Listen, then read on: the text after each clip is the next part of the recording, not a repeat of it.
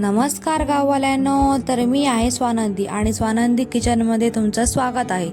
तर आज आपण बघणार आहोत हॉटेल स्टाईल चमचमीत अशी पावभाजी। तर लागणारं साहित्य बघूया। सगळ्या भाज्या मी उकडून स्मॅश करून घेतलेला आहे। त्याच्यामध्ये फ्लॉवर, गाजर, ढोबळी मिरची, बटाटे आणि हिरवे वाटाणे घालून स्मॅश करून घेतलेले आहेत। कांदा, टोमॅटो, काश्मीरी लाल तिखट, पावभाजी मसाला, घरगुती मसाला, अमूल बटर आणि आलं लसूणची पेस्ट।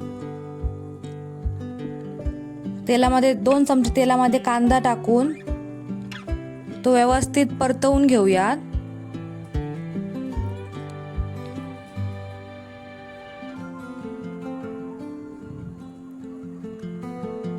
कांदा जरा लालसर होईपर्यंत तेलात परतवून घ्यायचा।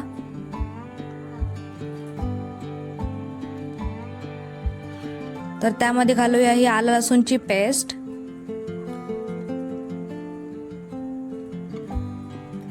ती देखील तेलात परतवून घेऊया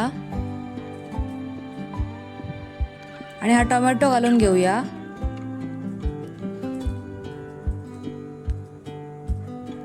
तो एकदा तेलात परतवून त्यावर झाकण ठेवून टोमॅटो मऊसूद होईपर्यंत शिजवून घेऊया।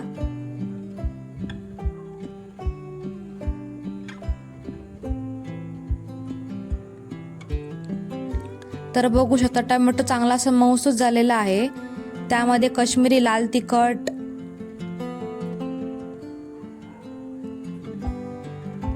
पावभाजी मसाला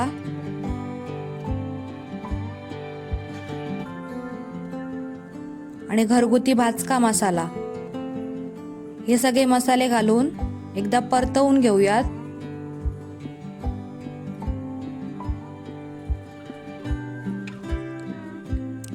तेलामध्ये चांगले ते परतवून घेतल्यामुळे त्याचा चांगला असा फ्लेवर पावभाजीला येतो।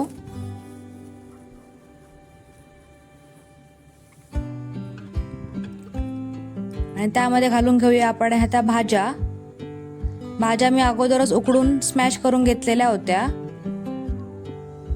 भाज्या उकडताना थोडंसं किंचित मीठ टाकायचं, त्यामुळे भाजीला व्यवस्थित मीठ लागलं जातं।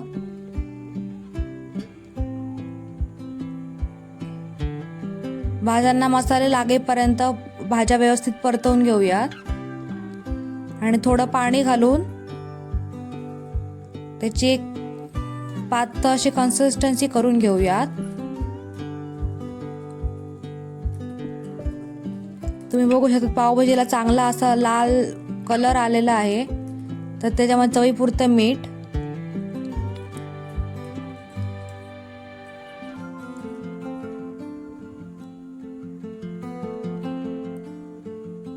त्यामध्ये घालून घेऊया हा अमूल बटर।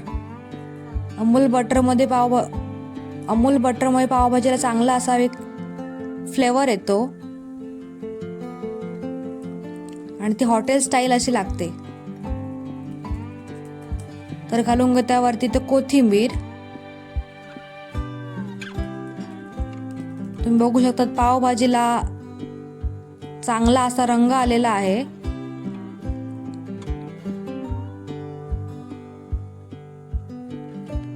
तर तयार आहे चमचमीत अशी पावभाजी। तर व्हिडिओ आवडला असेल तर लाईक करा, शेअर करा आणि सबस्क्राईब